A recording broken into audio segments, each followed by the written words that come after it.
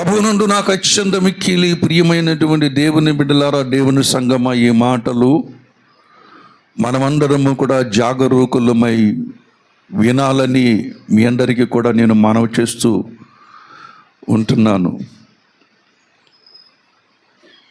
దేవుడు మన కొరకు ఏమేమి సిద్ధపరిచాడో మన కంటికి కనబడలేదు, చెవికి వినబడలేదు, హృదయానికి గోచరము కాలేదని అపోస్తలుడైన పౌలు కొరింథీ రాసిన మొదటి పత్రికలో చెబుతూ ఉంటున్నాడు. అదే అపోస్తలుడైన పౌలు ఎఫెసీ రాసిన పత్రికలో చెబుతూ ఉంటాడు. దేవుని యొక్క ప్రేమ, దాని లోటును, దాని వెడల్పును, దాని పొడవును, దాని ఎత్తును ఎంతో తెలుసుకోవాలని మీ కొరకు ప్రార్థన చేస్తున్నానని చెప్పేసి మాట్లాడుతూ ఉంటున్నాడు. దేవుని యొక్క ప్రేమ ఎంత ఉన్నతమైనది గురించో చెబుతూ ఉంటున్నాడు. ఎవరికి? భూమి మీద ఉన్నటువంటి సంఘమునకు, ఎఫెసీ సంఘానికి చెబుతున్నటువంటి మాట అది. అందరికీ చెబుతున్నటువంటి మాట. పరిశుద్ధుల యొక్క స్వాస్థ్యములో మీకు కలగబోతున్నటువంటి మహిమైశ్వర్యం ఎట్టుడో అని చెప్పేసి మాట్లాడుతూ ఉంటున్నాడు. అంతేకాదు దావీదు అంటూ ఉంటాడు, నీ యందు భయభక్తులు గల వారి నిమిత్తము నీవు సిద్ధపరిచిన మేలు ఎంతో గొప్పది. నరుల ఎదుట నిన్ను ఆశ్రయించు వారి నిమిత్తము నీవు దాచించిన మేలు ఎంతో గొప్పది. నాకు మనోహర స్థలములో పాలు ప్రాప్తించెను అని దావీదు దేవుని సంకల్పము గూర్చిన, దేవుడు సిద్ధపరిచిన వాటిని గురించి తన జీవిత అనుభవంలో తెలుసుకుని మాట్లాడుతూ ఉంటున్నాడు, గ్రహించి మాట్లాడుతూ ఉంటున్నాడు. అదే మోషే అయితే ఐగుప్తు సింహాసనము కంటే దేవుని ప్రజలతో శ్రమ పడటమే మేలని ఎంచుకున్నాడంటే, ఈ లోకములో ఉన్న సింహాసనముల కంటే దేవుడు సిద్ధపరుస్తున్న సింహాసనము గొప్పది. ప్రభునందు ప్రియమైనటువంటి వాళ్ళరా, ఇలా చెప్పుకొని పోతే ప్రతి భక్తునిలోనూ కూడా అబ్రహాము గురించినైతే దేవుడు నా కొరకు ఒక నగరమని సిద్ధపరుస్తూ ఉంటున్నాడు. ఒక నగరం, చేతులతో ముట్టుకోలేనటువంటి, చేతులతో తాకలేనటువంటి నగరం, అమూల్యమైనటువంటి రత్నములతో కట్టబడుతున్నటువంటి పుష్యరాగము, పద్మరాగము, కెంపులు, అనేకమైనటువంటి మన ఊహల కన్నటువంటి రత్నములతో, మణిమాణిక్యాలతో సిద్ధపరుస్తున్నటువంటి లోకాన్ని, పట్టణాన్ని అబ్రహాము చూశాడు. దాని కొరకు సమస్తమును కూడా వదులుకున్నాడు. మోషే సింహాసనం వదులుకున్నాడు, అబ్రహాము సమస్తమును కూడా వదులుకున్నాడు, అన్నీ కూడా వదులుకున్నాడు. దేవుడు సిద్ధపరుస్తున్నటువంటి లోకానికి తమ్మును తాము సిద్ధపరుచుకుంటూ ఉంటున్నారు, పరిశుద్ధులం అవుతూ ఉంటున్నారు. మనం పరిశుద్ధులము అవ్వాలంటే కేవలము నమ్మి బాప్తిసం పొందితే సరిపోదు. అది కేవలము ప్రారంభం మాత్రమే.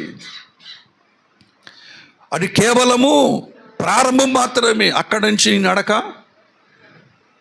సాగుతూ ఉండాలి. దేవుని బడిలో నేర్చుకోవడానికి ఎల్లప్పుడూ సంసిద్ధులుగా ఉండాలి. నీ కొరకు కొన్ని ప్రత్యేకమైనటువంటి టైములు సిద్ధపరచుకోవాలి, సమయాలు సిద్ధపరచుకోవాలి. ఆ సమయాన్ని సిద్ధపరచుకున్నప్పుడు ఆ సమయంలో నువ్వు అక్కడ కనబడాలి. ఆదివారం దేవుని మందిరం కనబడతారు, కానీ మిగతా రోజుల్లో నీకు స్కూల్ ఉందా లేదా? ఉన్నది. ఆ స్కూల్కి వెళ్తున్నప్పుడు, ఆ క్లాస్కి వెళ్తున్నప్పుడు, ఆ టైంకి వెళ్తూ ఉన్నప్పుడు, ఆ టైంలో ఆ క్లాస్ టీచర్ అక్కడ ఉంటాడు. కానీ నీకు ఇష్టం వచ్చిన అడ్డగోలు టైం పెట్టుకున్నావు అనుకోండి, ఆ క్లాసులో నువ్వు ఒక్కరిదాని ఉంటావు, టీచర్ ఉండడు అక్కడ.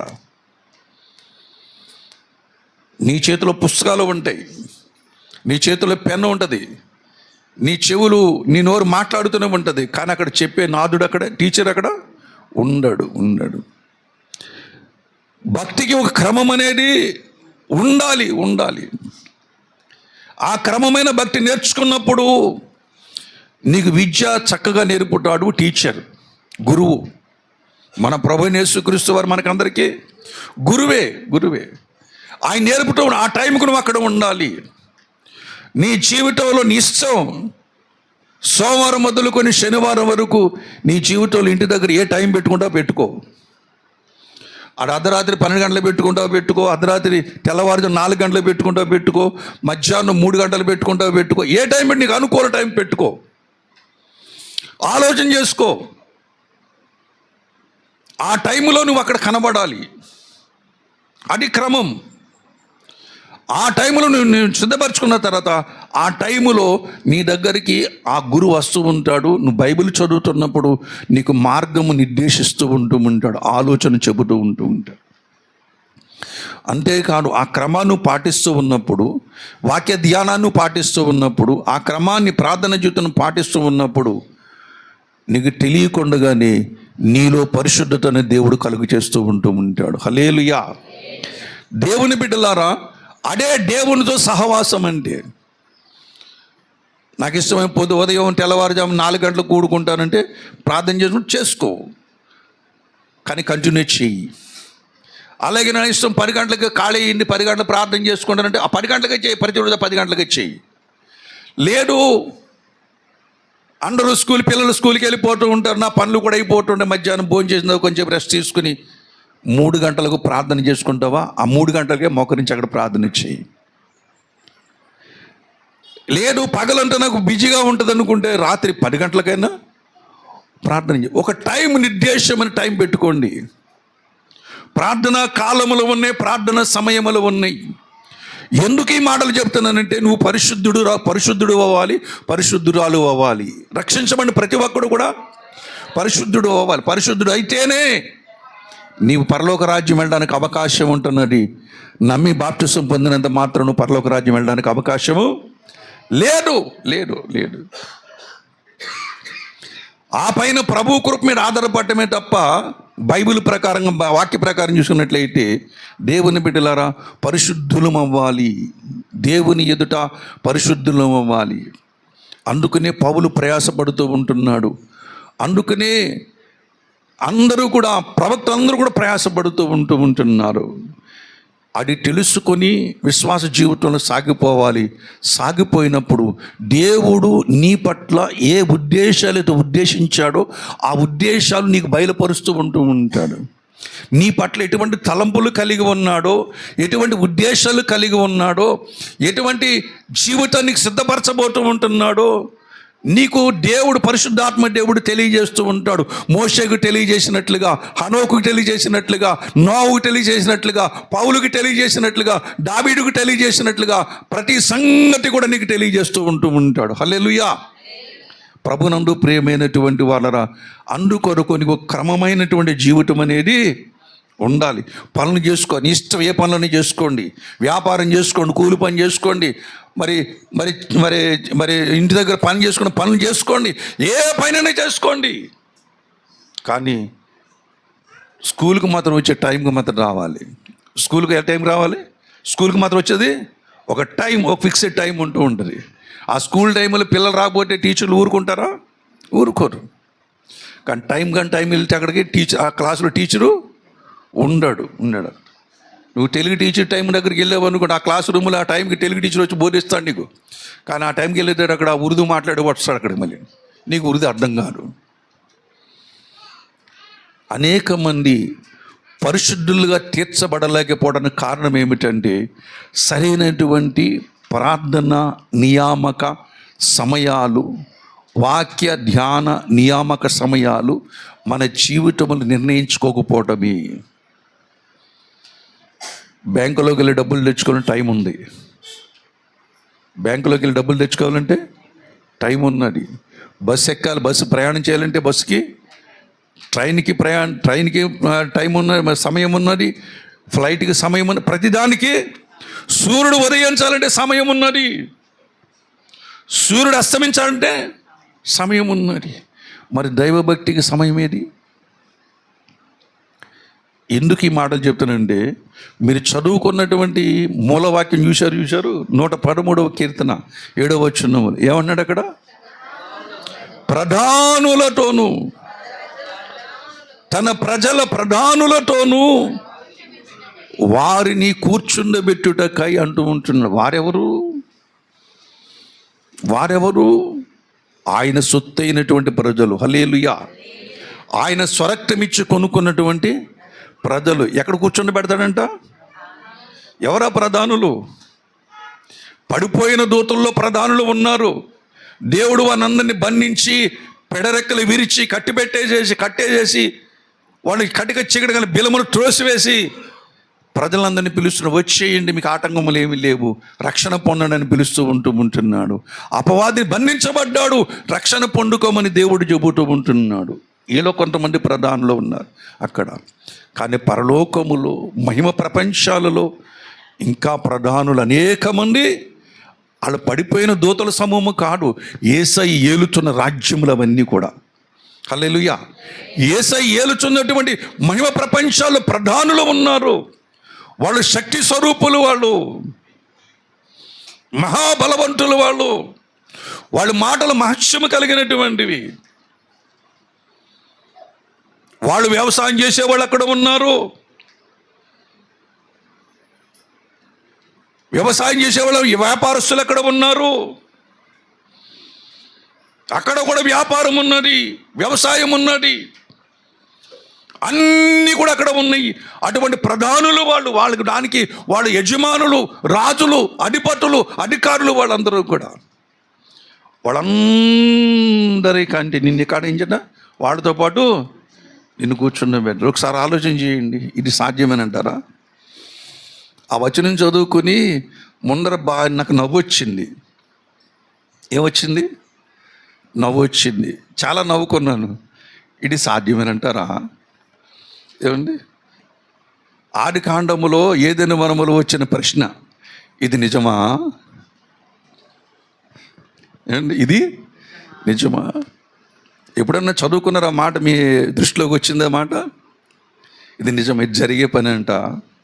ఏమండి, ప్రధానులతో మనల్ని కూర్చొని పెడతాడంట. ఆ ప్రధానుల కంటే ఉన్నతంగా మనల్ని కూర్చొని పెడతాడట.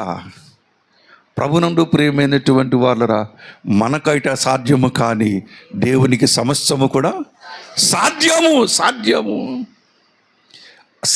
కనుకనే పరిశుద్ధ గ్రంథం మన మధ్యన మన ఒడిలో ఉన్నది. సాధ్యము కనుకనే భక్తుల యొక్క చరిత్రలు మన ఒడిలో ఉన్నవి. ప్రభునందు ప్రియమైనటువంటి వాళ్ళరా, దేవుని బిడ్డలారా, పరిశుద్ధ గ్రంథములో ఎంతోమంది, మోషే మొదలుకొని, అబ్రహాం మొదలుకొని, నేను అక్కడికి చేరుకోగలనా అని అనుకున్నారేమో వారి జీవితం, నాకు తెలియదు. కానీ వారు చేరుకోవాల్సిన గమ్యానికి వాళ్ళు చేరుకున్నారు. మోషే మోయాబు దేశంలో పిస్కా కొండ మీద చనిపోయినప్పటికీ కూడా తాను చేరుకోవలసిన స్థలానికి చేరుకున్నాడు, మహిమలోకానికి చేరుకున్నాడు. ఆ తర్వాత తాను ఆశపడి చేరుకోలేకపోయిన ప్రదేశాన్ని కూడా తర్వాత చేరుకున్నాడు.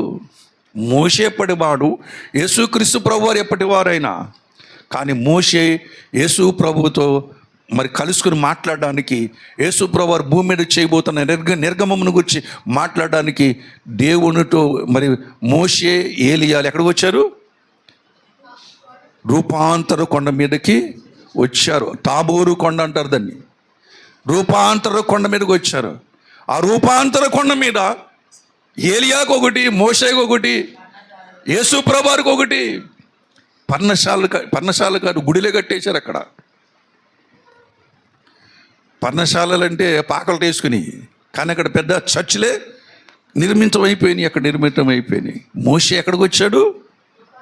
రూపాంతర కొండ మీదకి వచ్చాడు. ఆ రూపాంతర కొండ మీద రావడం బట్టి దేవుడు మనుషుల కొరకు ఏమి సిద్ధపరుస్తున్నాడో అది నమ్మడానికి రుజువై ఉంటున్నది. హల్లెలూయా. నమ్మడానికి రుజువై ఉంటున్నది. నిన్ను బట్టి దేవుడు నిన్ను గురించి ఆయన చక్కటి ఆలోచనలు కలిగి ఉన్నాడు. నీవంటేనే ఆయనకి ఇష్టం. హల్లెలూయా. లోకాన్ని ప్రేమించాడు, కానీ లోకములో నీవంటేనే ఆయనకి ఇష్టం. నా కొడుకు నా కూతురని పిలవగలిగినట్టయితే నిన్నే పిలవాలి, మరి ఎవరిని కూడా పిలవకూడదు. వాళ్ళని పిలిచినప్పుడేమో అన్య జనాంగాలను పిలుస్తూ ఉంటాడు. నిన్ను పిలిచినప్పుడేమో నా కుమారుడా నా కుమార్తె అని పిలుస్తూ, నా ప్రజలను పిలుస్తూ ఉంటాడు. ప్రభునందు ప్రియమైన వాళ్ళరా, ఐగుప్తు దేశంలో ఉన్న ఐగుప్తీయులందరినీ కూడా నా ప్రజలను పిలవలేడు. మోషేని పిలిచిన ఇశ్రాయేలు ప్రజలే నా ప్రజలు అని చెప్పేసి మాట్లాడుతూ ఉంటాడు. నా ప్రజలు మొర విన్నాను, నా ప్రజలను తోడుకొనుటకై నువ్వు వెళ్ళమని చెప్పేసి ఆ హోరేబు కొండ మీద దేవుని పిలుపునందుకున్నాడు. హల్లెలూయా.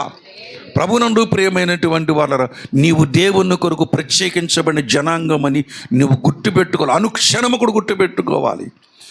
నేను నాకు చెందను, నేను దేవునికి చెందిన వాడిని, నేను ప్రభువుకి చెందిన దానను, ప్రభువుకి చెందిన వాడినని మనం ఖచ్చితంగా అనుకుని తీరాలి. నిర్గమాకాండం 12వ అధ్యాయం 6వ వచనం చదువుకుందాం. చూడండి, నిర్గమాకాండం 12వ అధ్యాయం 6వ వచనం చదువుకుందాం. సమస్త భూమియు నాదే కదా, నీవు నాకు యాజక రూపమైన రాజ్యముగాను పరిశుద్ధమైన జనముగాను ఉండురని చెప్పు. మోషేతో చెబుతున్నాడు, ఇశ్రాయేలు ప్రజలతో చెప్పు, మోషే మీరు నాకు పరిశుద్ధమైన జనముగాను యాజక రూపమైన రాజ్యముగాను మీరు నాకు ఉండురని వారితో చెప్పు. దేవుని బిడ్డలారా, మనము దేవునికి ఎలా ఉన్నామంట, ఎలా ఉండాలని దేవుడు కోరుకున్నాడు? పరిశుద్ధమైన జనాంగం. ఎవరు? ఇశ్రాయేలు ప్రజలు. ఇశ్రాయేలు ప్రజల స్థితిలో ఎలా ఉన్నాయి? ఏమండి, వాళ్ళలో ఉన్నటువంటి దేవుని గూర్చిన వాళ్ళలో ఉన్న గజిబిజి ఇంత అంతా కాదు. వాళ్ళు ఇప్పటికీ యేసుప్రభుని నమ్మరు. వాళ్ళు ఆ కాలంలో యేసుప్రభు కాలం చూసినట్లయితే శనివారం మాట్లాడుకున్నాం, శాస్త్రులు పరిసయ్యులు సద్దూకయ్యులు ప్రజలందరూ కూడా యేసుప్రభు మీద ఏమన్నారు? ఉక్రోషము, కోపము, కక్ష, అసూయ, అద్భుతాలు చేసిన, చచ్చిపోయిన లేపిన, కుష్ఠరోగులు బాగు చేసిన, ఆహారం పెట్టిన. ప్రభునందు ప్రియమైనటువంటి వాళ్ళు ఎన్ని అద్భుతాలు చేసినా సరే ఆయన మహత్యమును ఆలోచన చేయకుండా ఈయన ఎలా చంపేద్దామని చెప్పేసి ఏం చేస్తున్నారు? ఆయన్ని ఆలోచన చేస్తూ ఉంటుంది. అటువంటి జనములను గురించి ఏమన్నాడంటే, మీరు నాకు పరిశుద్ధమైన యాజక రూపమైన, ఎంత ఆశలు పెట్టుకున్నాడండి మన గురించి. ఆ కలువరి శిలువలో తన అమూల్యమైన ప్రాణము నర్పించి నిన్ను గురించి అన్నాడు కదా, రక్షించబడిన మరుసటి రోజున మరు క్షణంలో ఉంటున్నాడు, నీవు నా సొత్తు, విలువ పెట్టి నేను కొనుక్కున్నాను. మనం ఎవరి సొత్తు? దేవుని సొత్తు. పరిశుద్ధమైన జనాంగము, యాజక రూపమైన జనమై ఉంటున్నాం. ప్రభునందు రాజ్యమై ఉంటున్నాం. దేవుని దగ్గరకు, సత్యము దగ్గరకు, ప్రభుని వాక్యము దగ్గరకు, జీవము దగ్గరకు నడిపించే సాధనమై ఉంటున్నామని దేవుడే సాక్ష్యం పలుకుతూ ఉంటున్నాడు. మరొక మాట కూడా జ్ఞాపకం చేసుకుందాం. చూడండి, ద్వితీయోపదేశకాండము 4వ అధ్యాయం 20వ వచనం గురించి చదువుకుందాం. ద్వితీయోపదేశకాండము 4వ అధ్యాయం 20వ వచనం చదువుకుందాం. యెహోవా మిమ్మును చేపట్టి నేడు ఉన్నట్లు మీరు తనకు స్వకీయ జనముగా ఉండుటకై ఐగుప్తు దేశములో నుండి, ఆ ఇనుప కొలిములో నుండి మిమ్మల్ని రప్పించెను. దేవునికి స్వకీయ జనముగా ఉంటున్నాడు. ప్రభునందు ప్రియమైనటువంటి వాళ్ళరా, ఆయన సొత్తైన ప్రజగా ఎవరిని చేసుకున్నాడు? మనల్ని చేసుకుంటూ జాగ్రత్తగా వినండి. ఈ మాటలని చెప్పిందా మళ్ళీ అన్నిటిని కూడా వివరిస్తాను మీకు నేను. ఆయన పరిశుద్ధమైన జనమై ఉంటున్నాం, ఆయన రాజ్యమై ఉంటున్నాం. ఈ లోకములో మిమ్మల్ని మాత్రమే నేను ఎరుగుద్దును ఉంటున్నాడు ద్వితీయోపదేశకాండంలో. మిమ్మల్ని మాత్రమే ఇశ్రాయేలు ప్రజలు మాత్రమే ఉంటున్నాడు. మనం ఇశ్రాయేలు ప్రజలం కాదా? అవునా? సువార్త ద్వారా మనం ఇశ్రాయేలు ప్రజలతో దత్తత చేయబడినటువంటి వారు, దేవునికి దత్తపుత్రులమైపోయి ఉంటున్నాం. ప్రభునందు ప్రేమైన మనమేమైనా దేవునికి స్వకీయ సాంపాజ్యమైనటువంటి జనముగా కనబడుతూ ఉంటున్నాం. దేవుని బిడ్డలారా, అంతేకాదు దేవుని వంశములకు చేర్చబడినటువంటి వారు. హల్లెలూయా. యెషయా గ్రంథము 41వ అధ్యాయము 8వ వచనం చదువుకున్నాను చూడండి. యెషయా గ్రంథం 41వ అధ్యాయం 8వ వచనం చదువుకున్నాను. నా సేవకుడవైన ఇశ్రాయేలు, నేను ఏర్పరుచుకొని యాకోబు, నా స్నేహితుడైన అబ్రహాము సంతానమా. చాలమ్మా. ఏమండి, దేవుడు తన కొరకు ప్రత్యేకంగా కొంత జనాంగాన్ని భూమి మీద ఏం చేస్తున్నాడు? సిద్ధపరుచుకొని ఏర్పాటు చేసుకుంటూ ఉంటున్నాడు. ఆ ఏర్పాటులోకి రావడమే రక్షణ పొందడం, ఆ ఏర్పాటు రావడమే నమ్మి బాప్తిసం పొందడం. దేవుని సొత్తైనటువంటి ప్రజలుగా చేయబడుతూ ఉంటున్నాం. ఎప్పుడైనా ఆలోచన చేశావా? దేవుడు నీ పట్ల ఇటువంటి కార్యము చేస్తున్నాడు. నిన్ను పుట్టించిన దేవుడు, స్వరక్తమిచ్చుకున్నటువంటి దేవుడు కేవలం రక్షణ పొందడమే కాదు, దేవుడు నీ కొరకు ఎటువంటి అంతస్తులు సిద్ధపరుస్తున్నాడో నువ్వు ఎప్పుడన్నా గమనించావా? మిమ్మల్ని మాత్రమే ఎరుగుదును అంటూ ఉంటాడు. ఎవరిని? మిమ్మల్ని మాత్రమే నేను ఎరుగుదని అంటూ ఉంటాడు. మీరు నాకు స్వకీయ సాంపాద్యమని జనం అంటూ ఉంటాడు, పరిశుద్ధమైన యాజకులు అంటూ ఉంటాడు, రాజ్యం అంటూ ఉంటాడు, పరిశుద్ధమైన జనము అని పిలుస్తూ ఉంటున్నాడు. ఆమోస గ్రంథము 3వ అధ్యాయము 2వ వచనం కూడా చదువుకున్నాను చూడండి. ఆమోస గ్రంథము 3వ అధ్యాయము 2వ వచనం చదువుకున్నాను. భూమి మీద సకల వంశములలోను. అబ్బా, ఎంత మంచి మాట అండి దేవుని పిల్లలకి. హల్లెలూయా. భూమి మీద సకల వంశములు ఉన్నవి కొడికి మిమ్మల్ని మాత్రమే నేను. యేసు ప్రభు, ఇంత కఠినత్వం ఎందుకు వచ్చింది నేను నీకు? అంటే కఠినత్వమా కాదది? అందరు నాకు అక్కర్లేదు అన్నాడు.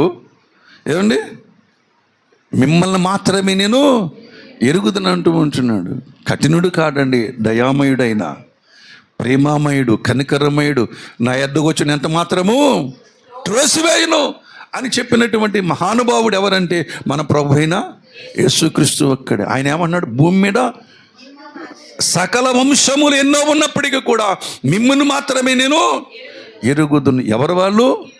నమ్మి బాప్తిసం పొందినటువంటి వారు, పరిశుద్ధపరచట కొరకై మెట్టులు ఎక్కుతున్నటువంటి వారు, వారిని గురించి మాట్లాడుతూ ఉంటున్నాడు. పరిశుద్ధపరచట కొరకై కాలములు, సమయములు దేవునితో ఉండడానికి నియమించుకున్నటువంటి నియామక కాలములో నియమించుకున్నటువంటి వారి కొరకు దేవుడు మాట్లాడుతున్నటువంటి మాట అది. హల్లెలూయా. ప్రభునందు ప్రియమైనటువంటి వాళ్ళరా, కనుక మన ఆత్మీయ జీవితంలో దేవుడు నిన్ను ప్రత్యేకంగా గుర్తిస్తూ ఉంటున్నాడని సంగతి నువ్వు మర్చిపోవద్దని మీకు మనవి చేస్తూ ఉంటున్నాను.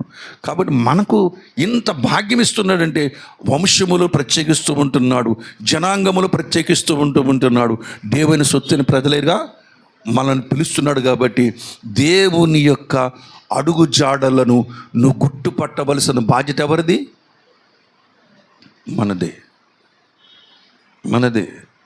ఒకప్పుడు లోకంలో ఉన్న ఇష్టం వచ్చినట్టు తిరిగాం, ఒకప్పుడు లోకంలో ఉన్న ఇష్టం వచ్చిన మాటలు మాట్లాడాం, ఒకప్పుడు లోకంలో ఉన్న ఇష్టమైన కార్యాలు చేశాం, ఒకప్పుడు లోకంలో ఉన్నాం, నా జీవితం నా ఇష్టం అని చెప్పేసి విచ్చలవిడితనానికి అలవాటు పడ్డాం. కానీ లోకములో ఉన్నదంతా వ్యర్థమని ఎరిగి, లోకములో ఉన్నదంతా పాపమని ఎరిగి, లోకములో ఉన్నదంతా మరణమని ఎరిగి, పాపముల నుంచి విమోచించబడడానికి క్రీస్తు రక్తము దగ్గరకు వచ్చి కడుగుకొని క్రీస్తు బిడ్డలమైన తర్వాత మన ఆత్మీయ జీవితంలో దేవుని యొక్క అడుగు జాడలను నువ్వు గుర్తుపట్టగలిగి ఉండాలి. హల్లెలూయా. గుర్తుపట్టగలిగి ఉండాలి. గుర్తుపట్టాలంటే నీకు ఒక టైం ప్రకారంగా వాక్యము దగ్గర నువ్వు కూర్చోవాలి. వాక్యం దగ్గర కూర్చోవాలి. ఆ టైంలో నువ్వు కూర్చోవాలి. నువ్వు నిర్ణయించుకో, ఏ టైం నిర్ణయించుకో. ముందే చెప్పానన్నమాట. ఆ టైంలో ఎక్కడ ఉండాలి? నువ్వు అక్కడ ఉండాలంటే. ఏమండి, ప్రభుని పిల్లలు స్కూల్కి చదువు ఎల్కేజీ నుంచి డిగ్రీ వరకు చదువుకుంటూ ఉంటారు. సోమవారం ఎక్కడ ఉంటారు వాళ్ళు? ఎవరమ్మా మీ పిల్లలు ఎక్కడ ఉన్నారండి ఏం చెప్తారు? అమ్మమ్మ ఇంటికి వెళ్ళారు, నాన్నమ్మ ఇంటికి వెళ్ళని చెప్తారా? స్కూల్కి వెళ్ళారండి, స్కూల్లో ఉంటారు. ఇప్పుడు అలాగే స్కూల్కి మన అక్కడికి వెళ్తే అక్కడే ఉంటారు, స్కూల్లో ఉంటారు. అదే సెలవు దినం ఎక్కడ ఉంటారు? ఇంట్లో ఉంటారా? గ్రౌండ్లో ఉంటారు. ఎక్కడ ఉంటారు వాళ్ళు? గ్రౌండ్లో ఉంటారు. ప్రభునందు ప్రియమైనటువంటి వాళ్ళరా, దేవుని బిడ్డలారా, అలాగే పలానా వ్యక్తి పలానా సమయంలో పలానా చోట ఉంటాడని నీ గురించి ఒక ఐడెంటిఫై రావాలి. భక్తిలో క్రమం ఇది, భక్తిలో క్రమం ఇది. క్రమము లేకపోతే నువ్వెవడో నాకు తెలియదు అంటూ ఉంటాడు. అక్రమము చేయవార్లరా నా యొద్ద నుండి మీరెవరో నాకు. ఎంత భయంకరమైన మాట, ఎంత భయంకరమైన మాట అండి. అప్పుడు ప్రభువా నీ నామమును బట్టి ప్రార్థన చేయలేదా, నీ నామమును బట్టి ప్రార్థన చేసి రోగాలు పోగొట్టలేదా, నీ నామమును బట్టి దెయ్యాలు వెళ్ళగొట్టలేదా, నీ నామమును బట్టి అద్భుతాలు చేయలేదా అని ఎలా మాట్లాడుతుంటే, ఆపరా సోది ఏమంటాడు అప్పుడు? ఆపరా సోది, నువ్వెవడో నాకు తెలియదు అంటూ ఉంటాడు. ఈ మాటకని ఆమోసు రాసినటువంటి గ్రంథములో 3వ అధ్యాయం 2వ వచనం మాటని యాడ్ చేసుకోడు. భూమిలో ఈ మిమ్మల్ని మాత్రమే నేను, అనేకమైన వర్షం మిమ్మల్ని మాత్రమే నేను ఎరుగి ఉన్నాను అంటూ ఉంటాడు. ఒకవేళ ఆ క్రమము లేకపోతే మత్తయి సువార్తలో మాట్లాడి ఏమంటాడైనా, మీరెవరో నాకు తెలియదు అంటూ ఉంటూ ఉంటాడు. ఆ ఆదరణకరమైన, ఆ అమూల్యమైన ఆమోసు గ్రంథములను అమూల్యమైన మాటను అందుకోగలుగుతావా? లేకపోతే మత్తయి సువార్తలో ఉన్నటువంటి గద్దింపుతో కూడిన మాటను అందుకొని యుగయుగాలు బాధపడతావా? నువ్వు బాధపడకుండా ఉండాలంటే నీ జీవితంలో ఒక సమయాన్ని నువ్వు సిద్ధపరచుకో. అరగంటే కావచ్చు, గంటే కావచ్చు, అరగంటే కావచ్చు, గంటే కావచ్చు. అరగంట దేవుని సన్నిధిలో కనబడాలంటే అక్కడ అరగంట ప్రతిష్ఠ చేసుకో. ప్రతిష్ఠ చేసుకున్నప్పుడు ఆ పనులు చేస్తూ ఉండు. దేవుని అద్భుతాలను చూడకపోతే అప్పుడు నన్ను అడగండి. యోబుకు అలవాట కాదా? యోబు ప్రతిరోజు ఏం చేస్తున్నాడు? ప్రతిరోజు చేస్తాడు, ప్రతిరోజు బలులు అర్పిస్తూ ఉంటున్నాడు. యేసు ప్రభు వారు కూడా, కుమారుడు కూడా, తండ్రిని దేవుని కుమారుడు కూడా ఏంది, ఆయనకు ప్రార్థనా కాలములు ఉన్నాయి లేవా? అలవాటు బోధించడం, సమాజం అందులో ఉంటే బోధించడం అలవాటు, ఒలీవ కొండలో ఉంటే ప్రార్థన చేయడం అలవాటు, మిగతా సమయంలో పని చేసి అమ్మా నాన్నలకు సంపాదన అట్టికలు ఇవ్వడం అలవాటు. ఎవరికి? యేసు ప్రభు వారికి అలవాటు అండి. ప్రభు నన్ను ఈ పరిశుద్ధమైన అలవాట్లు నేర్చుకున్నాం అనుకోండి, నువ్వు తొందరగా పరిశుద్ధుడు అవుతావు, పరిశుద్ధురాలు అవుతావు. నీకు తెలియకుండా కానీ దేవుడు ఆ స్వభావం నీకు ఇస్తూ ఉంటాడు. హల్లెలూయా. మనం అవ్వాలంటే ఆయన అడుగు జాడలు గుర్తుపట్టాలి. నీకు పాఠాలు చెబుతున్న టీచర్, గురువు గారి యొక్క మనస్తత్వం, వ్యక్తిత్వం తెలుసుకోవా? మా గురువుగారు ఇటువంటి వాడండి, మా గురువుగారు ప్రేమ గలవాడండి, మా గురువుగారు కఠినుడండి, మా గురువుగారు పరీక్ష మరి పాఠం సరిగ్గా అప్పచెప్పబోతే కొడతాడండి, మా గురువుగారు పరీక్ష పాఠం అప్పచెప్పాను పర్లేదండి, కాటంతా చూసి చూడనట్టుగా ఉంటాడండి. ఇటువంటి మాటలు వింటాం కదా. ఎప్పుడంటే మనము క్రమమైన రీతిలో మనం వెళుతూ ఉన్నప్పుడు ఆయన్ని కనికరము గలవాడు కనబడుతూ ఉంటాడు. అక్రమంగా నడుచుకున్నప్పుడు బిలాము గాడిద కనబడినట్టుగా కనబడుతూ ఉంటాడు. దేవుని బిడ్డలారా, జీవితానికి ఏమి నేర్చుకోవాలంటే ఒక క్రమం అనేది నేర్చుకోవాలి. 24 గంటలు ఆయన మందిరంలో ఉండమని నేను చెప్పటలా, 12 గంటలు కూడా ఆయన మందిరంలో ఉండమని నేను చెప్పడంలా, రోజుకి కనీసం 2.5 గంటలు కూడా ఆయన మందిరంలో ఉండమని చెప్పడంలా, ఆయన దగ్గర ఉండమని చెప్పడంలా. కనీసం రోజుకి ఒక అరగంట ఒక టైం నియమించుకో. నువ్వు ఎక్కడున్నా సరే ఆ సమయంలో ప్రార్థనలో ఉండాలంటే, ఆ సమయంలో బైబిల్ చదువుతూ ఉండాలంటే, అది మనకు అలవార్చుకున్న లక్షణం. అది 1 గంట అయితే భోజనం చేయడం మనకు అలవాటు, తెల్లవారితే 8 కాకుండా టిఫిన్ చేయడం మనకి అలవాటు. కడుపుకి ఆ టైంకి ఇవ్వకపోతే కడుపు ఊరుకోరు. రాత్రి 10 అయితే పడుకోవడం మనకి అలవాటు. ఒకవేళ అలవాటు తప్పిందనుకోండి, ఈ రాత్రి నిద్రపడదు, పగలంతా చికాకు ఉంటుంది. భార్య మీద కేకలేస్తారు, భర్త మీద కేకలేస్తారు, పిల్లల మీద కేకలేస్తారు. భర్త మీద కోపం వస్తే పిల్లల్ని దబ్బడి బాధేస్తుంటారు. ఏమండి, భర్త మీద కోపం వచ్చింది అనుకోండి, అమ్మ దగ్గరికి వచ్చింది అనుకో, ఏడ్రా నీ తేగలే, అందరు తేగలేకపోతామని చెప్పి దబ్బడి అయిపోతుంది. అది ఇటు మా అమ్మ కొట్టేసింది. కానీ కోపమే ఏమండి, అత్త మీద కోపం దుఃఖమే చూపించిందంట, అడ్డుగలాగా అయిపోతూ ఉండేది. సమయమును మాత్రము తప్పకండి. ఎక్కడున్నా సరే, ఒకవేళ ఆ టైంలో ఒకవేళ 3 గంటలకు నియమించుకున్నాం అనుకోండి, టైం ఒక అరగంట ప్రయాణంలో ఉన్న ఏం చేయాలి? ఏంటండి, నెత్తి మీద ముసుగేసుకోవాలి, బస్సులోనే ఏం చేయాలి, ప్రార్థన చేసుకోవాలి. ఈ టైము ప్రార్థన బస్సులో ఉన్న వస్తాడైనా, ఎక్కడున్నా సరే ఉంటాడైనా. దేవుని బిడ్డలారా, ముస్లింలు చూడండి, వాళ్ళ ప్రార్థనా కాలం అని ఎక్కడున్నా సరే, అక్కడ బస్ స్టాండ్లో ఉన్న, రైల్వే స్టేషన్లో ఉన్న, చేలో ఉన్న, పొలంలో ఉన్న, వ్యాపారం ఉన్నా సరే, ఆ టైంకి కాస్తంత గుడ్డ క్లీన్ చేసుకుంటారు నేలను, అక్కడ చిన్న కచ్చి వేసుకుంటారు, దాని మీద ప్రార్థన చేసుకుంటారు. ఎందుకు వాళ్ళు అలా చేస్తున్నారు? క్రైస్తవులమైన మనము నిజమైన దేవుడు, సత్యమైన దేవుడు, నీ కొరకు ప్రాణమిచ్చిన దేవుడు, సర్వశక్తిమంతుడు, నిన్ను ప్రేమించిన దేవుడు తెలుసుకుని కూడా ఎందుకు మనం ఆ పని చేయలేకపోతున్నాం, అటువంటి పని చేయలేకపోతున్నాం? భక్తిహీనుడు దేవుని ఆశీర్వాదాలు పొందుకోలేకపోతూ ఉంటున్నాడు. భక్తిపరుడేమో దేవుని నిర్లక్ష్య పెడుతూ ఉంటున్నాడు. ప్రభునందు ప్రియమైన వాళ్ళరా, ఈ అలవాటు మన జీవితం నుంచి పోవాలి. ఎందుకంటే ఆయన మార్గములను మనము గుర్తుపట్టాలి. దేవుని బిడ్డలరా, యెహోషువ గ్రంథం 3వ అధ్యాయం 4వ వచనం చదువుకున్నాం చూడండి. యెహోషువ గ్రంథము 3వ అధ్యాయము 4వ వచనం చదువుకున్నాం. యేసునైనా ఆగండి. మీరు ఇంటి దగ్గర బైబిల్ చదువుతున్నారా? దీన్ని బట్టి మాకు అర్థమైంది ఏంటంటే, మీరు ఏమని చెప్పండి, మీరు బైబిల్ చదవటం లేదు. చదువుతున్నారు, మీకు మనసు నచ్చినప్పుడు, మీకు మనసుకు తోచినప్పుడు. చదవకపోతే బాగోడు. ఒకవేళ పాస్టర్ గారు ఆదివారం వెళ్ళిన బైబిల్ చదవని ఎంతమంది చేయట్టండి అంటే, ఒక ఎగ్జామ్ చదివి టకిమి చేయట్టేద్దామని చెప్పేసి అనుకుంటూ ఉంటారు. దీనికి కూడా ఒక టైం పెట్టుకోండి. ఎందుకంటే క్రమమైన విద్య ఉన్నతమైన సింహాసనం తీసుకెళ్తుంది, అక్రమమైన విద్య వెట్టి పనులు చేయడానికి సిద్ధపరుస్తూ ఉంటారు. కాబట్టి విద్య కూడా ఎలా ఉండాలి, చదువు కూడా ఎలా ఉండాలి. బైబిల్ చదువుతున్నారు మీరు ఏమండి? చేయతమని నేను అనలేండి, మీ మొక్కలు చూస్తే తెలిసిపోతుంది నాకు. ఎందుకు బైబిల్ చదివినాడు అంటే, నేను చెప్పిన అధ్యాయం చెప్పాను, యెహోషువ గ్రంథం చెప్పిన దాని గురించి తడుకోని మట్టి సువార్త దగ్గర ఎతకవలసిన పని లేదు. అక్కడ నీ ఆటోమేటిక్ నుంచి చెయ్యి అక్కడికి వెళ్ళిపోవడం అంటే, ఇలా అన్నామంటే యెహోషువ గ్రంథం రావాల్సిందే. ఎంతమంది తెలుసు బైబిల్లో ఉన్న బైబిల్ గ్రంథాల పాట ఎంతమంది తెలుసు? పాట తెలుసు. మరి బైబిల్ ఎందుకు తీయలేకపోతున్నారు మీరు?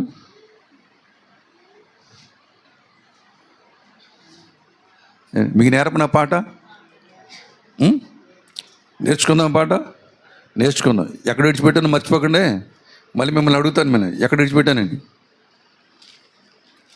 తీయండి, బైబిల్ గ్రంథం పట్టికి తీయండి.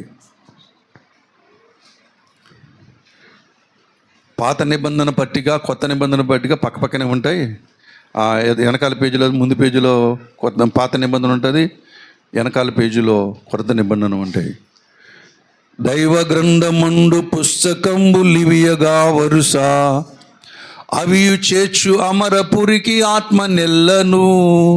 దైవ గ్రంథమందు పుస్తకంబు లివియగా వరుస, అవియు చేర్చు అమరపురికి ఆత్మ నెల్లను. ఆది నిర్గమ లేవ్య సంఖ్య దీటియో పరావరుష, యెహోషువ న్యాయాధిపతుల రూటు ముందరా. సమూయేల్ రాజులు దినవృత్తాంతములు రెండేసి చొప్పున యుండే. ఎజ్ర నెహెమ్యా ఎస్తేరియోబు కీర్తనల్ సామెతల్ కీర్తితోడరా. ప్రసంగి పరమాగీతాలు యెషయి ఇర్మియా విలాప వాక్యాలు. యెస్కేల్ దానియేల్ హోషేయా యోవేలు ఆమోసు ఓబజా యోన మీకా నహూము బారాకు జఫన్యా హగ్గై జకర్య మలాకి దైవ గ్రంథమండు పుస్తకంబులివియగా వరుస అవి చేర్చు అమరపురికి ఆత్మ నెల్లను మతై మార్కు లోక యోహాను అపోస్తలు రోమా కోరింది రెండవ కోరింది గలటి ఎఫ్ఎస్సి ఫిలిప్పి కొలస్సై తెస్సలోనికీ మోటి రెండేసియుండే తీతు ఫిలోమాన్ హెబ్రీ యాకోబు 1-2 పేతురులు యోహాన్ 3 పుస్తకములు యూద ప్రకటన గ్రంథములతో అనువదించెను 66 దైవ గ్రంథమందు పుస్తకంబులివియగా వరుస అవి చేర్చు అమరపురికి ఆత్మ నెల్లను అవి చేర్చు అమరపురికి ఆత్మ నెల్లను ఈ వేదవాక్యం నెరవేరు వరకు సున్న పొల్లు తప్పడని యేసు నుడివెను దైవ గ్రంథమందు పుస్తకంబులివియగా వరుస అవి చేర్చు అమరపురికి ఆత్మ నెల్లను.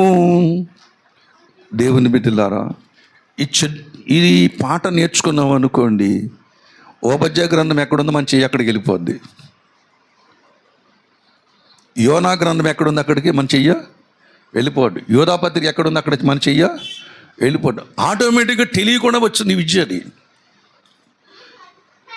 టైప్ నేర్చుకుంటాం కదా, టైప్ నేర్చుకున్నప్పుడు ఏఎస్డిఎఫ్ హెచ్ఏకేలు 4 ఈ 4 ఏళ్ళు దాని మాట, ఈ 4 దీని మాట, ఈ 4 ఏళ్ళు కలిపి మొత్తం అన్ని అక్షరాలు ఏం చేస్తుంది, నువ్వు అక్కడ టైప్ అవుట్ని చూసుకుంటావు కానీ 4 ఏళ్ళు అలాగే వెళ్ళిపోతూ ఉంటాయి, కిందకి పైకి వచ్చేస్తూ ఉంటాయి. కానీ ఎక్కడ స్పెల్లింగ్ తప్పు వస్తుందా? ఎందుకని? అలవాటు అభ్యాసము. అలాగే ఈ అభ్యాసం చేసినట్లయితే నీవు త్వరగా పరిశుద్ధుడు అవుతావు, త్వరగా పరలోకం వెళ్ళిపోతూ ఉంటావు. దేవుని బిడ్డలారా, పౌలు తెలుసుకున్నంటే వెంటనే ఏమనుకున్నంటే ఇప్పుడే నేను పరలోకి వెళ్ళిపోవాలనుకుంటూ ఉంటాడు. కానీ దేవుడు అంటాడు, లేదు, భూమి మీద కొంతకాలం నువ్వు ఉండాలి అంటాడు. అందుకని మీ కొరకు, మీ క్షేమము కొరకు నేను దేవుని పరిచర్య చేస్తున్నాను అంటూ ఉంటున్నాడు. కాబట్టి ఈ యొక్క అలవాటు చేసుకున్నట్లయితే, అది అభ్యాసంగా మారినట్లయితే దేవుడు తన మార్గములకి ఏం చేస్తాడు, బయలుపరుస్తూ ఉంటాడు. అందుకే చెబుతూ ఉంటున్నాడు. యెహోషువ గ్రంథం 3:2 చదవండి సారి. వచ్చాను అక్కడికి. యెహోషువ గ్రంథము 3:4 అనుకుంటా. హల్లెలూయా, నన్ను క్షమించి 3:4 చదవమ్మా, చదవండి ఆయన. ఉండమలను మీరు వెళ్ళుతురో ఇంతకు ముందు వెళ్ళినది కాదు, మీరు దానిని గుర్తుపట్టాలి. చాలని దీన్ని గుర్తుపట్టాలి. మీరు ఐగుప్తులో ఉన్నప్పుడు ఇష్టానుసారంగా జీవించారు. ఎర్ర సముద్రం దాటిన అరణ్యయాత్రలో కూడా మీ ఇష్టానుసారంగా మాట్లాడారు. దేవుని మీరు తిరుగుబాటు చేశారు, దేవుని మీరు ఇసుకున్నారు, దేవుని మీరు సణుకున్నారు. మాకు మాంసం లేదని, మాకు నీళ్లు లేవని, మాకు సవిసారు లేని భోజనం దొరుకుతుందని మీరు విసుక్కున్నారు. కానీ మీరు వాగ్దాన దేశంలోకి వచ్చారు కనుక మీరేం చేయాలి? ఇప్పుడు మీరు గుర్తుపట్టాలి. అనగా దేవుని యొక్క సంకల్పాన్ని ప్రతి ఒక్కరు కూడా గుర్తుపట్టాలి. ఎందుకొరకు దేవుడు నన్ను రక్షించుకున్నాడు, ఎందుకొరకు నన్ను పిలిచాడు, ఎందుకొరకు ఇంత గొప్ప రక్షణ భాగ్యం నాకు ఇచ్చాడని నువ్వు ఆయన మార్గంలో వెళుతూ ఆయన గుర్తుపట్టవలసిన వారం ఉంటున్నామని మనం చేస్తూ ఉంటాను. గుర్తుపట్టాలి. సామెతల గ్రంథంలో చెప్తాడు కదా, బండ మీద సర్పము జాడ, సముద్రం మీద ఓడ జాడ, ఆకాశములో పక్షిరాజు యొక్క జాడ, పక్షిరాజు యొక్క జాడ, కన్యకతో పురుషుని యొక్క జాడ అంటూ ఉంటాడు. తెలుస్తాయి? తెలియవు. ఏమండి, మన కళ్ళ ఎదుట సర్పం కనపడుతుంది, బండ మీద వెళ్ళిపోతుంది. అది ఎలాగెళ్ళింది చెప్పగలం మనం? మన కళ్ళ ఎదుటే కనబడుతుంది, వాడు వెళ్ళిపోతుంది సముద్రం మీద. ఎలాగెళ్ళిందో చెప్పగలమా? చెప్పలేము. మరి ఈ జాడలు చెప్పబోతే దేవుని జాడ ఎలా కనుగోగలుగుతాం? ఎలా కనుగోగలుగుతాం? ఎలాగా తెలుసుకోగలుగుతాం? దేవుడు చెబితే తప్ప ఆయన మార్గములు మనకి తెలియవు. అందుకని రోమాపత్రికలు అంటూ ఉంటాడు, మొదటి అధ్యాయములు చెబుతూ ఉంటాడు, దేవుని గురించి తెలియశక్యమైనదేదో అది వారి మధ్య విషదమై ఉన్నది, దేవుడు దానిని వారికి విషదపరిచెను. 19వ వచనం, మొదటి అధ్యాయం 19వ వచనం. దేవుని గురించి తెలియశక్యమైనదేదో అది వారి మధ్య విషదమై ఉన్నది, దేవుడు అది వారికి విషదపరిచెను. దేవుడు బయలుపరుచుకున్నాడు. దేవుడు నిత్య జీవం రావాలంటే తను బయలుపరుచుకున్నాడు. భూమి మీద మనుషులు, పాపలైన మనుషులు పరిశుద్ధులు అవ్వాలంటే దాని కొరకు బయలుపరుచుకున్నాడు. నిన్ను మహామహుల యొక్క సింహాసనం కూర్చొని పెట్టాలంటే దాని కొరకు దేవుడు నీ కొరకు తను బయలుపరుచుకున్నాడు. అన్ని విషయాలు బయలుపరుచుకున్నాడు. మన పూర్వీకుల ద్వారా బయలుపరుచుకున్నాడు, గ్రంథాల ద్వారా బయలుపరుచుకున్నాడు, సృష్టి ద్వారా తను బయలుపరుచుకున్నాడు. ఎలా బయలుపరుచుకున్నాడు? సృష్టిలోని వస్తువులను ఆలోచించడం ద్వారా దైవత్వ లక్షణములు బయలుపరుచుకున్నాడు. దేవుడు సర్వశక్తిమంతుడు, సార్వభౌమ అధికారము కలిగినటువంటి వాడు. ఆయన మానవులందరి కొరకు, పాప క్షమాపణ కొరకు ఈ భూమి మీద రక్షణ సిద్ధము చేసినటువంటి వాడు. ఆయన పరిశుద్ధుడు, ఆయనే దేవుడు. ఆయన గ్రంథాల్లో బయలుపరుచుకున్నాడు. దానికి సాక్షులుగా మహర్షులు కనబడుతున్నారు, ప్రవక్తలు కనబడుతూ ఉంటున్నారు, బోధకులు కనబడుతూ ఉంటున్నారు, ప్రభునందు సాక్షులు కనబడుతూ ఉంటున్నారు. ఎవరు బయలుపరిచారు? ఇది దేవుడు బయలుపరిచాడు. హల్లెలూయా.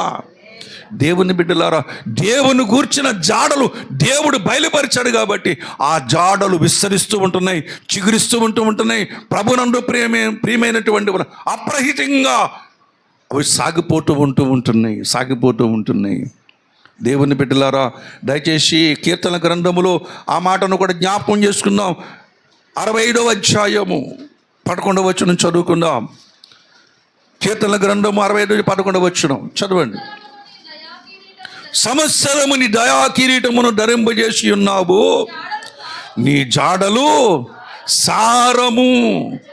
దేవుని బిడ్డలారు, నిత్య జీవమునిస్తూ ఉంటున్నాయి. యేసుక్రీస్తు జాడలు మనుషులకు ఏమిస్తున్నాయి? నిత్య జీవం. యేసుక్రీస్తు జాడలు మనుషులకు పాప క్షమాపణ ఇస్తూ ఉన్నది. యేసుక్రీస్తు రక్తము మనుషుల పాపములు క్షమిస్తూ ఉంటున్నది, కడుగుతూ ఉంటున్నది. యేసుక్రీస్తు ప్రభువారు మనుషులకు మోక్షమును సిద్ధపరుస్తున్నాడు. యేసుక్రీస్తు ప్రభువారు మనుషులకు పాపుల కొరకు, దేవుని బిడ్డలారా, నిత్య జీవాన్ని సిద్ధపరుస్తూ ఉంటున్నాడు. ఆయన జాడలు సారం ఎదజల్లుతూ ఉంటుంది. ఇందాక చెప్పాను, మోషే చనిపోయాడు అనుకున్న పిస్కాకొండ మీద. ఎక్కడ కనబడ్డాడు? ఎప్పుడో చనిపోయాడు, కొన్ని వేల సంవత్సరాల కింద చనిపోయాడు. మళ్ళీ ఎక్కడ కనబడ్డాడు? ఏలియా కనబడ్డాడు, మోషే కనబడ్డాడు. బ్రతికే ఉన్నారు వాళ్ళు ఏమన్నారు? బ్రతికే ఉన్నారు. దేవుని బిడ్డలారా, అబ్రహాము కూడా బ్రతికే ఉన్నాడని చెప్తున్నాడు. ఎవరు? ఒక ధనవంతుడు నరకాగ్ని గుండంలో ఉండి ధనవంతుడు చెప్తున్నాడు, తండ్రి అయిన అబ్రహామా అని పిలుస్తూ ఉంటున్నాడు. అంటే ఎవరిని చూస్తున్నాడు? నరకంలో ఉండి అబ్రహామును చూస్తున్నాడు, లాజరును చూస్తున్నాడు. వాళ్ళందరూ బ్రతికే ఉన్నారు లేదా? వాళ్ళందరూ కూడా బ్రతికే ఉన్నారు. దేవుని జాడలు సారము వెదజల్లుతూ ఉంటున్నవి. ప్రభునందు ప్రియమైనటువంటి దేవుని బిడ్డలు, ఆ సారములు మనం ఏం చేయాలంటే వాటిని మనము గుర్తుపట్టాలి. వాటిని ఏం చేయాలి? మనం గుర్తుపట్టితేనే ప్రభునందు ప్రియమైనటువంటి వాళ్ళరా పరిశుద్ధపరచబడినటువంటి వాళ్ళు మనం చేరగలుగుతూ ఉంటాం. హల్లెలూయా. పరిశుద్ధపరచబడిన వారే, దేవుని పిలుపులో పాలు పంపులు పొందిన వారే జ్యేష్ఠుల సంఘములోకి వస్తూ ఉంటారు. హల్లెలూయా. పరిశుద్ధపరచబడిన వారే, గుర్తుపట్టినటువంటి వారే, ఆయన వెంబడిస్తున్నటువంటి వారే జ్యేష్ఠుల సంఘములోనికి వస్తూ ఉంటారు, చేర్చబడుతూ ఉంటారు. హెబ్రీ రోమాపత్రిక 8వ అధ్యాయం 29వ వచనం చదువుకుందాం. చూడండి త్వరగా. 8వ అధ్యాయము 29వ వచనం.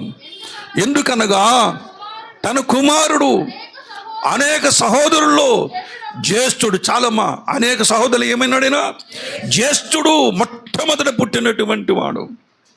మొదట పుట్టినటువంటి వాడు, ఆదిలో ఉన్నటువంటి వాడు ఆయనే.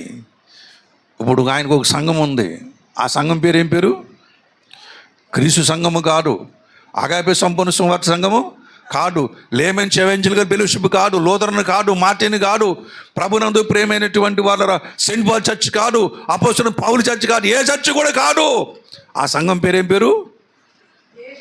జ్యేష్ఠుల సంఘము. అక్కడ ఎవరున్నారు? దాంట్లో పరిశుద్ధపరచబడిన వారు, దేవుని రాజ్యం ఎంచబడినటువంటి వారు, దేవునికి ప్రత్యేకించబడిన వంశము కలిగినటువంటి వారే జ్యేష్ఠుల సంఘములో ఉన్నారు. హెబ్రీ రాసిన పత్రిక 12వ అధ్యాయము, హెబ్రీ రాసిన పత్రిక 12వ అధ్యాయము చదువుకుందాం. చూడండి దయచేసి. 20 చదువు నాయన. ఇప్పుడైతే 23వ వచనం, పరలోకమందు వ్రాయబడి ఉన్న జ్యేష్ఠుల సంఘం. ఆ సంఘమునకు యజమానుడు ఎవరు? జ్యేష్ఠుడే. ఎవరండి? జ్యేష్ఠుడే. ఆ సంఘాన్ని సిద్ధపరుస్తుంది ఎవరు? జ్యేష్ఠుడు సిద్ధపరుస్తున్నాడు. ఆ జ్యేష్ఠుల సంఘం ఎవరిది? దేవుని. ఎవరంటే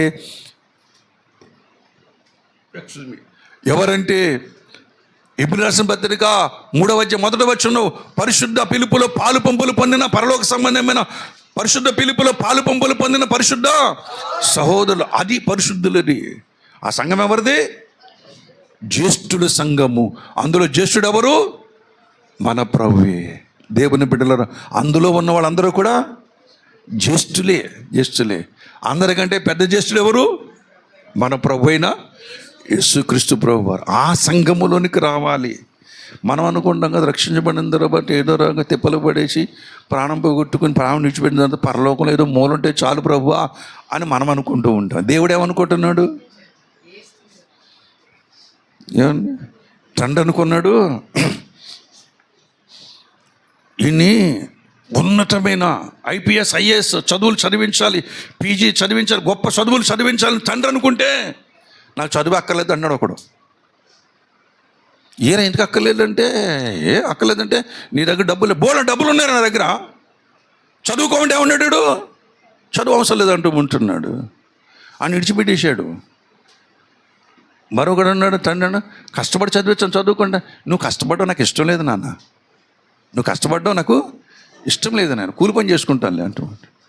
అరే నేను PG చేయించాలి, IPS IAS చేయించాలనుకుంటున్నాను రా, బాగా చదువుకోరా అంటే వాడే ఉన్నాడు చదువు మీద నిర్లక్ష్య పెడుతూ ఉంటున్నాడు. దేవుని బిడ్డలారా, ఇలాగ అందరూ కూడా ఉంటున్నారు. కానీ ఆఖరిని ఎవరున్నారంటే తెలుసా? ఒక పేదోడు ఉన్నాడు. సరైన ఇల్లు లేదు, సరైన జీవితం లేదు, సరైన భోజనం లేదు, సరైన బట్ట లేడు. ఊరి చివర ఉన్నాడు వాడెవడు? ఊరి చివర ఉన్నాడు. ఆడనుకున్నాడు కదా, నాకు చదువు చెప్పేవాళ్ళు ఉంటే బాగుండును, నన్ను చదివించేవాళ్ళు నాకు డబ్బులు ఇస్తే బాగుండును, వాళ్ళకలా నేను బట్టలు కొనుక్కోవడానికి డబ్బులు ఇస్తే ఎవడని డబ్బులు ఇస్తే బాగుండును అనుకున్నాడు. ప్రభునందు ప్రియమైనటువంటి వాళ్ళరా, అనుకున్న వాడి దగ్గరికి దేవుడు వచ్చాడు. హల్లెలూయా. అనుకున్న వాడి దగ్గర ఎవరు వచ్చారు? దేవుడు వచ్చాడు. మిగతా వాళ్ళ దగ్గర దేవుడు రాలేదు. అప్పుడు అనుకున్నా, వీణ్ణి ప్రధానంతో కూర్చొని పెడదాం అనుకున్నాడు. హల్లెలూయా. వీణ్ణి ఎక్కడ కూర్చొని పెడదాం అనుకున్నాడు? లోకంలో ఉన్న వాళ్ళకి ఎలా ఉంటుంది మరి? ఈయన ప్రధానులతో కూర్చొని పెట్టాలంటే మిగతా వాళ్ళు కోపం రాదు ఆయన మీద. యేసుప్రభు మీద కోపం రాదు మనుషులకి. మేము నీ పూజలు చేస్తున్నాం, ఇన్ని వ్రతాలు చేస్తున్నాం, ఇన్ని నోములు చేస్తున్నాం, మాకు దక్కని వాడికి దక్కింది అంటూ. ఎందుకు దక్కిందంటే వాడు నేర్చుకోవడానికి ఇష్టపడ్డాడు, అభ్యసించడానికి ఇష్టపడ్డాడు, తన జీవితాన్ని మార్చుకోవడానికి ఇష్టపడ్డాడు. కనుకని దేవుడు వాళ్ళకి విద్య నేర్పుతున్నాడు. ఒక్క వచనం చదవండి. హెబ్రీ రాసిన పత్రిక మొదటి కొరింథీ రాసిన పత్రిక 26, 27, 29 వచనాలు చదువుకున్నాను. చదవండి. మొదటి కొరింథీ రాసిన పత్రిక 1వ అధ్యాయం. సహోదరులారా, మిమ్మల్ని పిలిచిన పిలుపును చూడుడి. మీలో ఈ లోకరీతిని జ్ఞానులైనను ఘనులైనను గొప్ప వంశం వారైనను అనేకులు పిలువబడలేడు. కానీ ఏ శరీరయు దేవుని ఎదుట అతిశయింపకుండానట్లు జ్ఞానులను సిగ్గుపరచుటకు లోకములో నుండు వెర్రి వారిని దేవుడు ఏర్పరచుకున్నాడు. బలవంతులైన వారిని సిగ్గుపరచుటకు లోకములో బలహీనులైన వారిని దేవుడు ఏర్పరచుకున్నాడు. ఎన్నికైన వారిని వ్యర్థము చేయుటకు లోకములో నీచులైన వారిని, తృణీకరింపబడిన వారిని, ఎన్నిక లేని వారిని దేవుడు ఏర్పరచుకొని ఉన్నాడు. అయితే ఆయన మూలముగా మీరు క్రీస్తు యేసునందు ఉన్నారు. దేవుని సంకల్పం ఎవరి మీద ఉంది? ఎన్నిక లేనటువంటి వారి మీద ఉన్నది, తృణీకరింపబడిన వారి మీద ఉన్నది, వెర్రి వారి మీద ఉన్నది. ఏమండి, పౌలు ఏమంటాడు? నేను వెర్రివాడిని అంటూ ఉంటాడు. వెర్రివాని వలే మాట్లాడదు. పౌలు ఎర్రోడా? పోనీ వెర్రివాడు కాబట్టి పౌలికి ఆయన వెనకాల ఆస్తి ఉన్నదా? కట్టుకోవడానికి బట్టలే లేవు కదా పౌలికి కట్టుకోవడానికి సరైన బట్టలు లేవు, సరైన ఆహారం లేదు. ఎక్కడ పోయినా సరే శ్రమలే, ఎక్కడికి వెళ్ళినా చేయలే, ఎక్కడికి వెళ్ళి కొరడా దెబ్బలే, ఎక్కడికి వెళ్ళి రాళ్ళ దెబ్బలే, ఎక్కడికి వెళ్ళి తృణీకరింపబడ్డమే, ఎక్కడికి వెళ్ళి అవమానించబడ్డమే. కానీ ప్రభునందు ప్రియమైన వాళ్ళరా, పౌలు దేవుని కొరకు ఎంతగా తృణీకరింపబడ్డాడో చూడండి. లోకములో మనం అంటే వెర్రివారం అంట. లోకములో ఏమండి, యేసుని గురించి మాట్లాడండి, లోకం ఏమంటుంది మనల్ని? మీరు వెర్రోళ్ళండి. ఇంతమంది ఉన్నారు మనకి. ఆ విదేశీయుల దేవుడు మనకు కావాల్సి వచ్చాడా?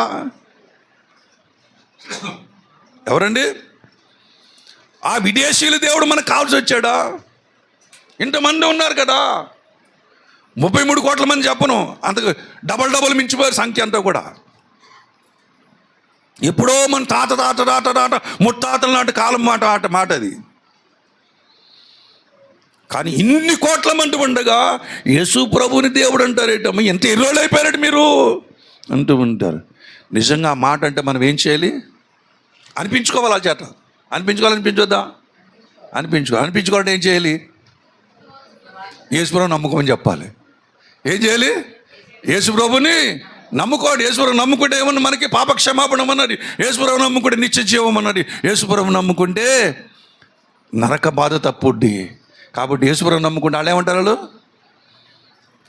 మీరు పిచ్చోళ్ళలాగా ఎర్రోళ్ళలాగా ఉన్నారే, మనకి ఇన్ని మంత్రాలు ఉన్నాయి, ఇన్ని గ్రంథాలు ఉన్నాయి, ఇన్ని ఆచారాలు ఉన్నాయి, ఇన్ని పద్ధతులు ఉన్నాయి, ఇవన్నీ కాదని యేసుప్రభు అంటారు. నిజంగా మీరు ఎర్రోళ్ళనండి అంటూ ఉంటారు. ఆ మాట కోసం మీ దగ్గరికి సువార్త చెప్పడానికి వచ్చాను. హల్లెలూయా. ఆ మాట కావాలి నాకు, మీ దగ్గర నుంచి ఆ మాట కావాలి. అమ్మయ్యా అనుకోండి. ఒకవేళ ఎవరైనా నిన్ను ఎర్రోళ్ళు అన్నారు అనుకోండి, ఏమంటావు నువ్వు? ఊరుకుంటామా?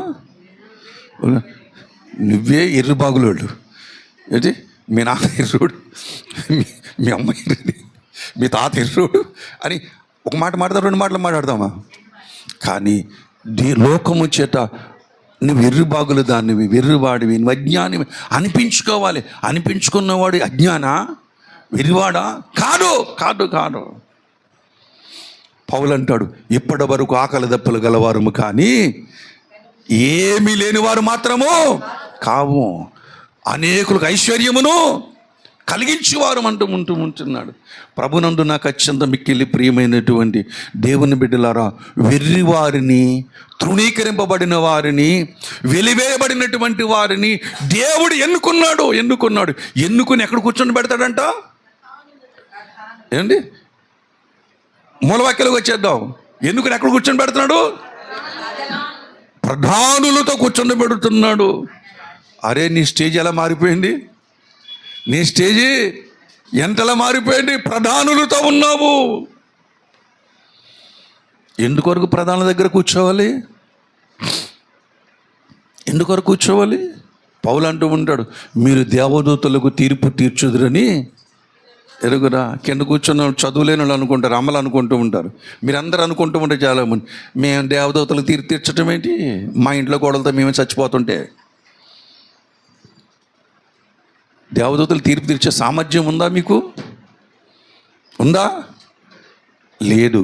కానీ దేవుడు ఇస్తాడు. అక్కడ నీ మైండ్ సెట్ అంతా మారిపోద్ది. నీ కంటి చూపు మారిపోద్ది, నీ నోటి మాటలు మారిపోతాయి. పవర్ ఏమొస్తా చేతులకి? పవర్. లోకం దాని కొరకే ప్రయాసపడుతుంది, పవర్ కావాలని.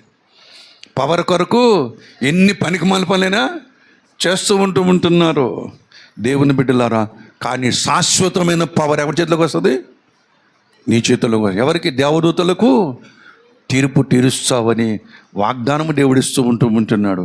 ఒక్క మాట చదవండి, కీర్తనల గ్రంథము 149వ కీర్తన ఆఖరి వచనం చదవండి, బండ గుర్తుంది. 149వ కీర్తన. విధింపబడిన తీర్పు వారి మీద నడుపుటకును, వారి చేతిలో రెండంచుల ఖడ్గము ఉన్నది, ఆయన భక్తులందరికీ. హల్లెలూయా, హల్లెలూయా. ఇంకా గట్టిగా చెప్తాం, హల్లెలూయా. ఎందుకని?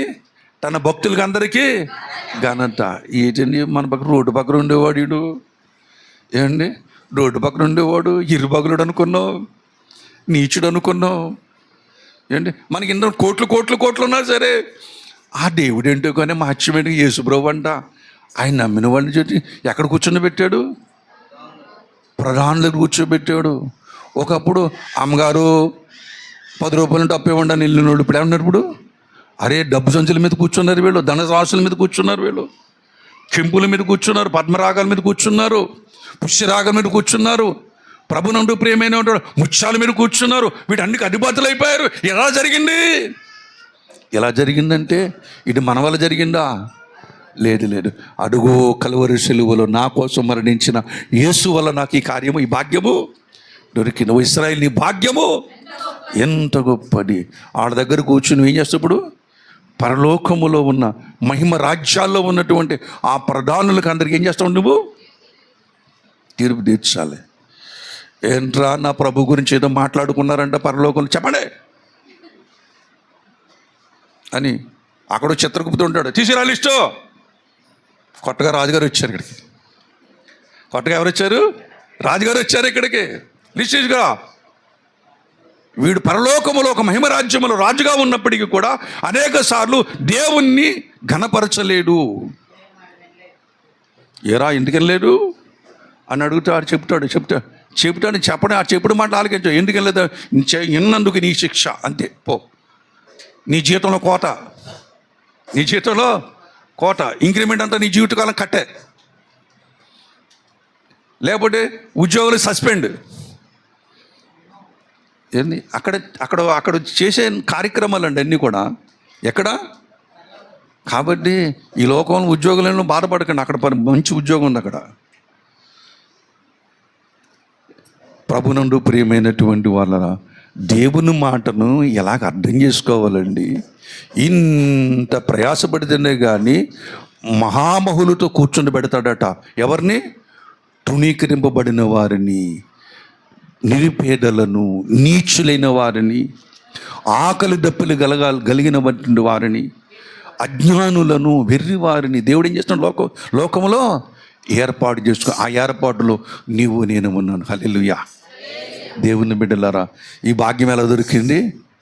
సిలువలో యేసయ్య ఆయన రక్తము కార్చడం ద్వారా, చిందించడం ద్వారా ఈ భాగ్యము మనకందరికి దొరికింది. అక్కడ కూర్చోడానికి సిద్ధపడదామా? హల్లెలూయా. అక్కడ కూర్చొని సిద్ధపడదాం. రండి ప్రార్థన చేసుకుందాం.